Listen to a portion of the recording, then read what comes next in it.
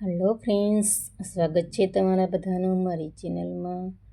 આજે આપણે બનાવીએ છીએ રજવાડી આઈસ્ક્રીમ, જે ખટ્ટા મીઠો સ્વાદ આપશે. અને એ વિડીયો પસંદ આવે તો લાઈક, શેર અને સબસ્ક્રાઈબ કરી દેજો. તો સૌથી પહેલાં આપણે કન્ડેન્સ મિલ્ક બનાવી લઈશું. તેના માટે લીધી છે 1 બાઉલ ચીની અને આ રીતે ફેલાવી દઈશું. ચીની એની રીતે જ મેલ્ટ થવાનો શરૂ ન થાય ત્યાં સુધી તેને હલાવવાનું નથી. હવે તમે જોઈ શકો છો કે ચીની મેલ્ટ થવાનું શરૂ થઈ ગઈ છે. તો આપણે તેને ચમચાની મદદથી આ રીતે ધીરે ધીરે હલાવીશું. બહુ સ્પીડમાં નહીં ચલાવવાનું. ગેસની ફ્લેમ પણ એકદમ જ સ્લો રાખવાની છે.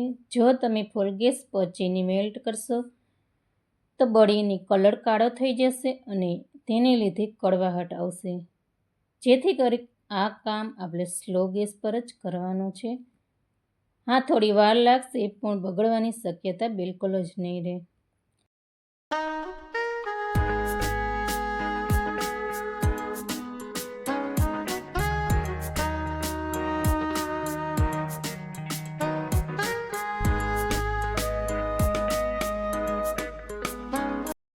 હવે આ ચીની આપણી મેલ્ટ થઈ ગઈ છે.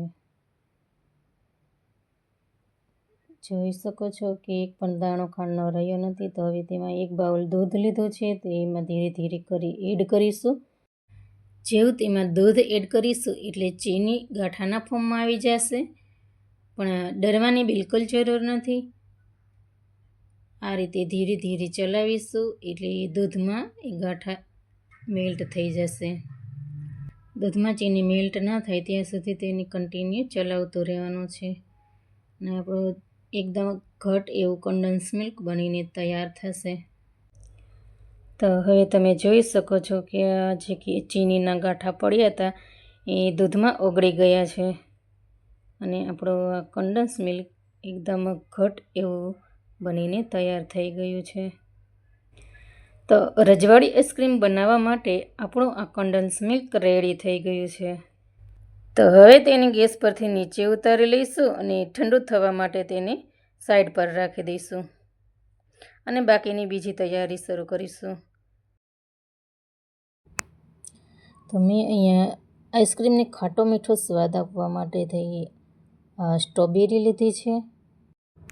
આ પેકેટ બજારમાં સિલાઈથી મળી જાય છે. જો તમને ખાટો મીઠો સ્વાદ પસંદ ના હોય તો કોઈ પણ ફ્રૂટ લઈ શકો છો. સ્ટ્રોબેરીને સારી રીતે સાફ કરી લઈશું.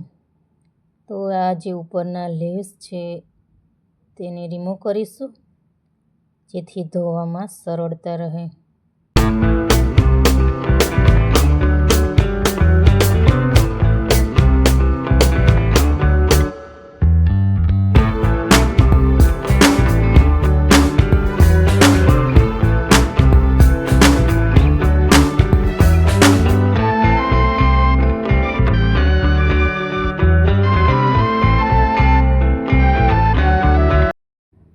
સ્ટ્રોબેરીને 2 વાર સ્વચ્છ પાણીએ ધોયા પછી એક મિક્સર જારમાં એને એડ કરીશું અને તેની સ્મૂથ એવી પેસ્ટ તૈયાર કરી લઈશું.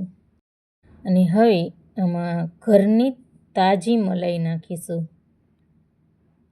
અને આ કન્ડેન્સ મિલ્ક છે એ પણ ઠંડુ થઈ ગયું છે. તો એ પણ એમાં નાખી દઈશું.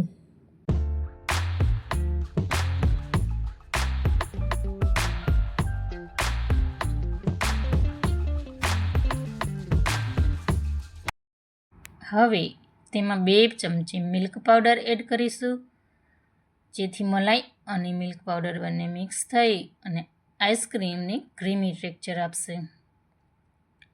ને આ 10-12 કાજુ ક્રશ કર્યા છે એ પણ એમાં એડ કરી દઈશું. અને હવે બધી જ વસ્તુને સારી રીતે ગ્રાઇન્ડ કરી લઈશું.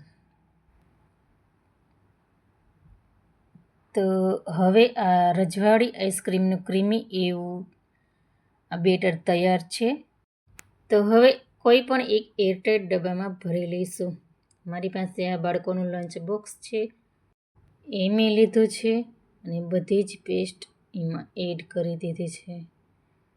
અને ઉપરથી થોડા ડ્રાય ફ્રૂટ્સ જે કાજુ, બદામ અને કિસમિસના થોડી કતરણ છે એ એડ કરી છે ને લુક માટે મેં અહીંયા ગુલાબની પાંદડીઓ લીધી છે, તો એ પણ આ રીતે ઉપરથી નાખી દઈશ જેથી લુક સારો આવે. તો આપણું આ રજવાડી આઈસ્ક્રીમ છે તે હજી ખાવા માટે તૈયાર નથી થયું. સરસ રીતે ઢાંકણ ઢાંકી અને 24 કલાક માટે તેને ફ્રીઝરમાં રાખીશું. તો 24 કલાક પછી તેને બહાર કાઢી લઈશું અને આ રીતે આપણું આઈસ્ક્રીમ હવે સર્વ કરવા માટે રેડી છે. તો હવે હું તેને એક બાઉલમાં સર્વ કરી લઈશ. તો આપણું આ રજવાડી ખાટો મીઠો સ્વાદ આપતું ક્રીમી એવું સ્ટ્રોબેરી આઈસ્ક્રીમ રેડી છે.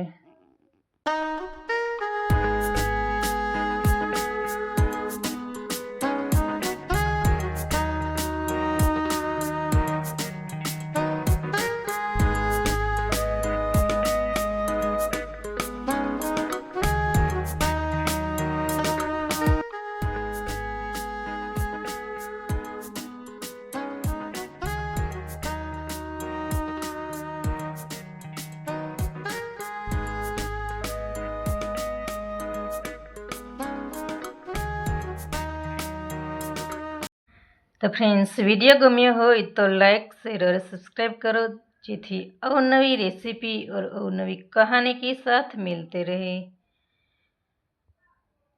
तो मिलते हैं अगली रेसिपी में, तब तक के लिए bye bye. Thank you for watching.